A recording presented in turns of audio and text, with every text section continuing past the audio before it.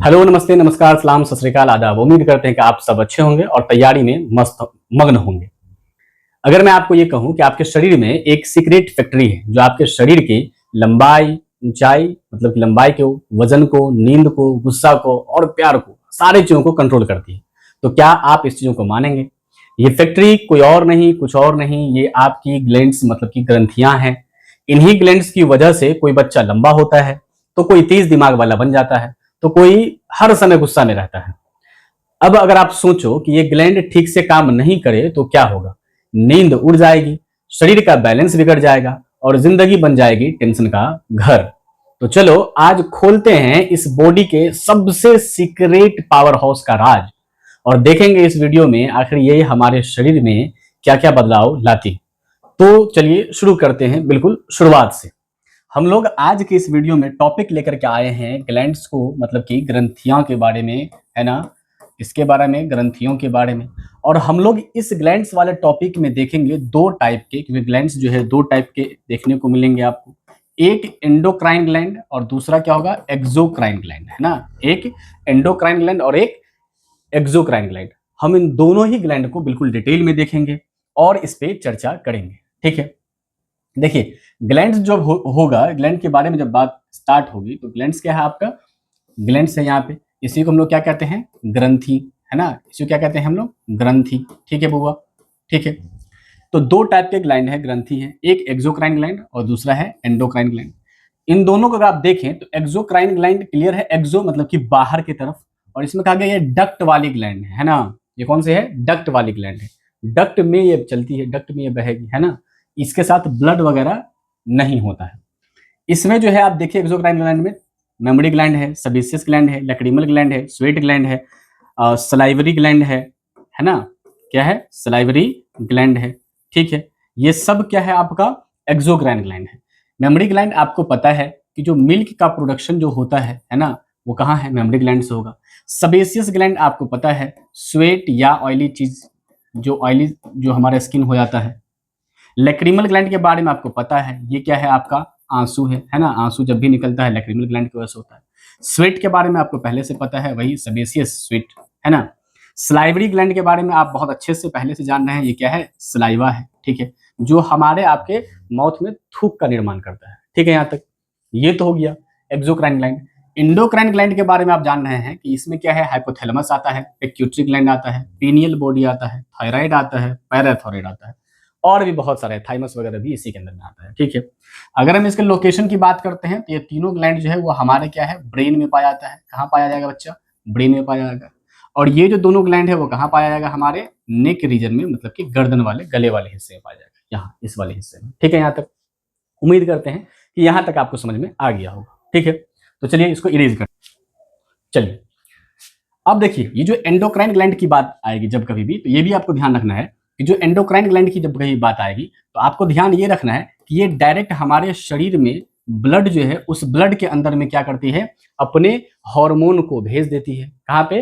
Blood के अंदर में। तो खैर इसके बारे में जब आप चर्चा कीजिएगा, आपको यहां देखिए, इसमें क्लियर कहा गया है ना, क्लियर ये कहा गया है कि जो एक्सोक्राइन ग्लैंड है, gland which produce its juice inside the body and release it either inside or outside the body। तो याद कीजिए हमने क्या कहा आपको कि जो इसमें क्या है? सलाइवा भी आता है, मतलब कि सलाइवरी ग्लैंड भी है ना। स्वेट के लिए आपको पता है सेबेसियस ग्लैंड भी है या नहीं है ना। सेबेसियस ग्लैंड भी है, ठीक है। इसके अलावा हमने क्या कहा आपको? मेमोरी ग्लैंड भी है, नहीं है जी, मेमोरी ग्लैंड भी है। ये सब क्या है? एक्सोक्राइन ग्लैंड का पार्ट है, ठीक है बुआ, समझ में आई बात? जो शरीर के बाहर सिक्रेशन करती है, वही है बहिस्रावी ग्रंथि। एक्सोक्राइन ग्लैंड के बारे में बात कर रहा है ना। बहिस्रावी ग्रंथि, ठीक है। बहिस्रावी ग्रंथि, एक्सोक्राइन ग्लैंड, ऐसी ग्रंथियां जो अपने रसों का निर्माण शरीर के अंदर तथा इसका श्रवण, ये क्या है बुआ? यहाँ पे श्रवण होगा, है ना, ठीक है। शरीर के अंदर या बाहर किसी नली के द्वारा करे, उसे बहिस्रावी ग्रंथि कहते हैं। इसका मतलब क्या है? यहाँ पे ये डक्ट इसके पास होगा, है ना, और डक्ट के थ्रू जो है वो क्या करेगा? इसे सिक्रेट करेगा, ठीक है। यहाँ तक वहीं पे जब बात करते हैं अंतःस्रावी ग्रंथि के बारे में, है ना, मतलब किसके बारे में? एंडोक्राइन ग्लैंड के बारे में। किसके बारे में हुआ? एंडोक्राइन ग्लैंड के बारे में। ठीक है, तो एंडोक्राइन ग्लैंड के बारे में कहा गया ऐसी ग्रंथियां जो अपने हार्मोन का निर्माण करती है। समझिएगा बातों को, ये क्या है, हार्मोन का निर्माण करेगी किसके अंदर, शरीर के अंदर में, और फिर इसका स्रावन कहाँ करेगी, शरीर के अंदर ही करेगी, रक्त के द्वारा वह अलग अलग जगह पे उसे भेज देती है। सुनाई बात, मतलब यह हुआ कि एक्सोक्राइन ग्लैंड जो है वो क्या है, शरीर के अंदर बाहर दोनों जगह सीक्रेट करेगी, उसमें डक्ट होगा, ब्लड का कोई इन्वॉल्वमेंट नहीं होगा। लेकिन एंडोक्राइन ग्लैंड में क्या है, वो हार्मोन का निर्माण करती है और उसे ब्लड के थ्रू हमारे शरीर के बाकी पार्ट तक उसे पहुंचाया जाता है। ठीक है, यहाँ तक समझ में आ गया आपको, यहाँ तक या नहीं आया? चलिए, एंडोक्राइन ग्लैंड को आप ये समझ लीजिए कि ये ग्लैंड शरीर के कोई नली या डक्ट नहीं रखता है, बल्कि यह हार्मोन का प्रोडक्शन करता है और उस हार्मोन को डायरेक्ट हमारे खून में छोड़ देती है।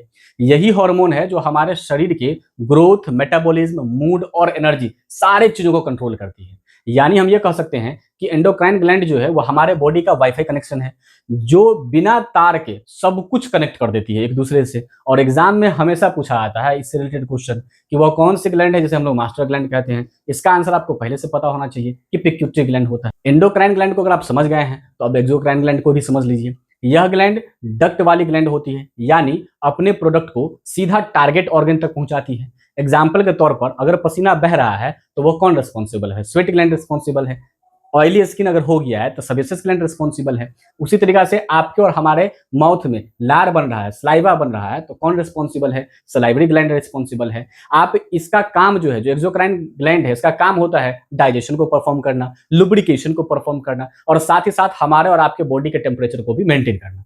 यानी अगर एंडोक्राइन ग्लैंड अगर बॉडी का वाईफाई है तो एक्सोक्राइन ग्लैंड जो है ना वो डायरेक्ट केबल कनेक्शन है हमारे शरीर का। ये बात आपको समझ में आनी चाहिए। ठीक है, यहाँ तक तो इन दोनों के बारे में आपको समझ में आ गया। ठीक है, चलिए अब देखिए जो एंडोक्राइन ग्लैंड है इसमें कौन कौन से है पार्ट है, देख लीजिए आप। हाइपोथैलेमस है, इसका लोकेशन क्या है, मस्तिष्क में है। पिट्यूटरी ग्लैंड है, इसका लोकेशन क्या है, ये भी मस्तिष्क में है। पीनियल ग्लैंड है, इसका लोकेशन कहाँ है, मस्तिष्क में है। थाइमस देख लीजिए, ये चेस्ट कैविटी में होता है ना, छाती के गुहा में। एड्रिनल है, ये किडनी के ऊपर होता है, दोनों किडनी के ऊपर में पाया जाता है। थायराइड ग्लैंड है, ये आपको पता है गले में पाया जाता है। पैराथायराइड गले में पाया जाता है। पेनक्रियाज, पेनक्रियाज के बारे में आप समझ लीजिए, ये दोनों है ना, ये एक्सोक्राइन ग्लैंड भी है और ये एंडोक्राइन ग्लैंड भी है, इसलिए इसमें कंफ्यूज नहीं होना है। पूछ लेगा कौन से ग्लैंड जो है ना, दोनों है, एक्सोक्राइन भी और एंडोक्राइन भी, तो पेनक्रियाज ही है जो दोनों ही है। ठीक है, यहाँ तक आप इसके लोकेशन को देख लीजिए यहाँ पे। ठीक है, लोकेशन को जब देखिएगा तो समझ में आपको आएगा कि आप देखिए हाइपोथैलेमस है, कहाँ दिख रहा है आपको, हाइपोथैलेमस दिख रहा है कहीं, यहाँ दिख रहा है आपको। ठीक है, क्लियर यहाँ तक। अब आप देख रहे हैं पीनियल ग्लैंड के बारे में, तो पीनियल ग्लैंड देख लीजिए, ठीक हाइपोथैलेमस के आगे अपोजिट में यहाँ है पीनियल ग्लैंड है। ठीक है, यहाँ तक। अब अगर हम बात कर लेते हैं कि इसमें थैलेमस कहाँ पाया जाता है, थैलेमस देख लीजिए आप, पीनियल ग्लैंड और जो हाइपोथैलेमस है उन दोनों के बीच वाला हिस्सा जो है वो क्या है, पीनियल ग्लैंड थैलेमस है आपका। पिट्यूटरी ग्लैंड देख लीजिए, हाइपोथैलेमस से नीचे वाला जो हिस्सा है वो क्या है आपका, पिट्यूटरी ग्लैंड है। ठीक है, यहाँ तक। तो ये लोकेशन आपको ध्यान रखने की जरूरत है। ठीक है, यहाँ तक। चलिए अब आते हैं इसमें जो कि मोस्ट इंपोर्टेंट क्वेश्चन बन सकता है यहाँ से, है ना, और बार बार क्वेश्चन पूछा आते हैं सब। ठीक है, अब ये जो क्वेश्चन है वो आपको एकदम याद रहना चाहिए हमेशा, है ना। किसी भी हाल में आंधी आ जाए, तूफान आ जाए, आफत आ जाए, कोरोना आ जाए, कोरोना का भाई आ जाए, बहन आ जाए, चचा आ जाए, चाची आ जाए, लेकिन ये सारा का सारा क्वेश्चन आपको याद रहना ही चाहिए। अगर याद नहीं है तो कई बार ऐसा होता है कि आप आसान क्वेश्चन को भूल जाते हैं और आप उसको टिक आउट नहीं कर पाते हैं, है ना। देखिए, सबसे बड़ी अंतःस्रावी ग्रंथि अगर कभी क्वेश्चन पूछ लेगा आपसे तो फटाक से टिक कर देना है, किसके बारे में, थायराइड के बारे में। ठीक है, कौन सा, सबसे बड़ी अंतःस्रावी ग्रंथि, है ना। इसको आप अंग्रेजी में कहिएगा तो लार्जेस्ट, थोड़ा इसको पतला कर लेते हैं ना, लार्जेस्ट एंडोक्राइन ग्लैंड, है ना, लार्जेस्ट एंडोक्राइन ग्लैंड। ठीक है बउआ, तो वो कौन है आपका, थायराइड है। ठीक है, सबसे बड़ी अंतःस्रावी ग्रंथि कौन है, थायराइड है। ठीक है, यहाँ तक समझ में आ रहा होगा यहाँ तक बात आप। सबसे छोटी अंतःस्रावी ग्रंथि, है ना, ये होगा लार्जेस्ट, ये क्या हो जाएगा बउआ, स्मॉलेस्ट, क्या हो गया ये, स्मॉलेस्ट। तो स्मॉलेस्ट अंतःस्रावी ग्रंथि या सबसे छोटी ग्रंथि, अंत भी और क्या है, बही भी, है ना, दोनों की अगर बात करते हैं तो पीनियल बॉडी जो है वो सबसे छोटी है ना, सबसे छोटी है ना। स्मॉलेस्ट कौन है, स्मॉलेस्ट एंडोक्राइन ग्लैंड भी है और साथ ही साथ स्मॉलेस्ट ग्लैंड भी है। ठीक है बउआ, यहाँ तक समझ में आ रहा होगा आपको, नहीं आ रहा होगा तो फिर से देखिए, फिर से रिवाइज करके पढ़िए। ठीक है, दूसरी सबसे छोटी है ना अंतःस्रावी, तो पहली कौन है, पीनियल, जो कि सबसे छोटी है। पीनियल बॉडी क्या है, सबसे छोटी है। तो भैया दूसरी सबसे छोटी कौन हो जाएगी, दूसरी सबसे छोटी क्या है आपका, पिट्यूटरी ग्लैंड है ना। याद कीजिए पीनियल बॉडी है ना, उसके अपोजिट में कौन है, थैलेमस था, हाइपोथैलेमस, और हाइपोथैलेमस के जस्ट नीचे में कौन है, पिट्यूटरी ग्लैंड है। और पिट्यूटरी ग्लैंड क्या है, पीनियल बॉडी से थोड़ा बड़ा है, मतलब पीनियल सबसे छोटी अंतःस्रावी ग्रंथि और जो पिट्यूटरी ग्लैंड है वो दूसरी सबसे छोटी अंतःस्रावी ग्रंथि। ठीक है यहाँ तक। मिश्रित ग्रंथि है ना, इसी को हम लोग मिक्स ग्लैंड कहते हैं। क्या कहते हैं, मिक्स्ड ग्लैंड है ना, मिश्रित ग्रंथि, मिक्स्ड ग्लैंड। जैसा कि हमने कहा आपको पैनक्रियाज के बारे में, हमने क्या कहा आपको कि ये जो है ये एक्सो भी है ना, और हमने क्या कहा आपको कि ये एंडो भी है, मतलब कि ये मिक्स है ना, एक्सोक्राइन ग्लैंड भी है और एंडोक्राइन ग्लैंड भी है, तो ये मिक्स ग्रंथि है। ठीक है यहाँ तक।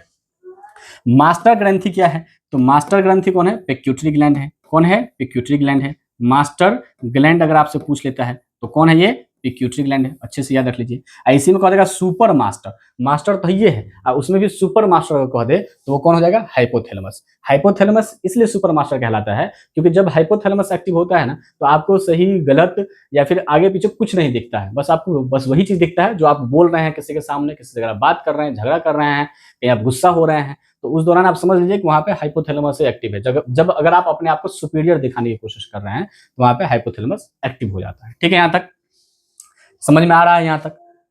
चलिए अब इसमें आते हैं, एक एक ग्रंथि को हम लोग, एक एक ग्लैंड को हम लोग पढ़ेंगे और उसके बारे में डिटेल से पढ़ेंगे और जानेंगे उसके होने या नहीं होने से हमारे शरीर के ऊपर में क्या असर पड़ेगा। ठीक है चलिए, पहला हमारा पीनियल बॉडी, किसके बारे में बात करेंगे हम लोग, पीनियल बॉडी के बारे में।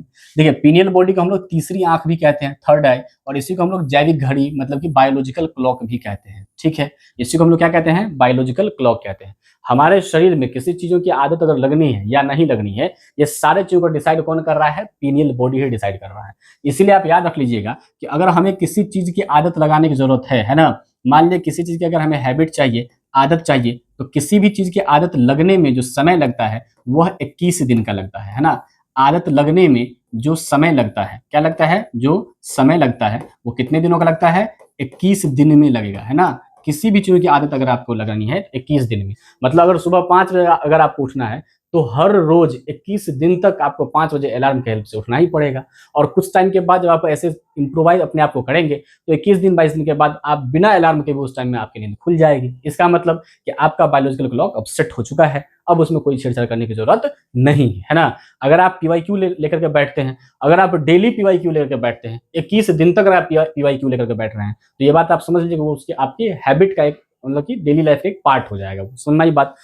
ठीक है, इसके अलावा आप ये भी समझिए कि अगर आप पीवाईक्यू लगाते हैं, जैसे हैबिट की बात हो रही है यहाँ पे है ना, आदत की, तो आदत जो है जब कभी भी आप पीवाईक्यू लगाइए, जब कभी भी आप पीवाईक्यूज लगाइए तो पीवाईक्यूज का जो है टाइम सेट कीजिए, पीवाईक्यूज का जो है वो समय सेट कीजिए, टाइम सेट कीजिए। और टाइम कौन सा रखिएगा, जनरली बच्चे पीवाईक्यू रात में लगाते हैं या दोपहर में लगाते हैं, बिल्कुल भी ऐसा नहीं करना है। पीवाईक्यू लगाने का सही टाइम होता है एग्जामिनेशन का टाइम। आप मॉर्निंग के 9 बजे से लेकर 12 बजे के बीच में आप लगाइए पीवाईक्यू। ऐसा मैं इसलिए कह रहा हूँ क्योंकि पीनियल बॉडी जो है ना वो आपके शरीर के अंदर में बायोलॉजिकल क्लॉक को सेट कर देगी। अगर आप डेली 9 से 12 अगर आप पीवाईक्यू लगा रहे हैं, इसका मतलब यह हो रहा है कि आपका ब्रेन उस टाइम में पीवाईक्यू लगाने में मास्टर हो जाएगा, जिसका नतीजा यह होगा कि जब एग्जामिनेशन अगर आपका होता है, जैसे अगर 9 से 12 के शिफ्ट में एग्जामिनेशन हुआ, फर्स्ट शिफ्ट में अगर आपका एग्जामिनेशन होता है, तो ये बात आप गारंटी के साथ मान लीजिए कि जैसे ही आप एग्जामिनेशन में बैठिएगा तो आपका ब्रेन फुल्ली एक्टिव मोड में होगा बाकी दूसरों के कंपेयर में, और बहुत अच्छे से आप स्कोर वहां कर सकते हैं, सॉल्यूशन से बहुत अच्छे से निकाल सकते हैं, जिससे आपका सिलेक्शन भी पक्का हो सकता है। ठीक है यहाँ तक।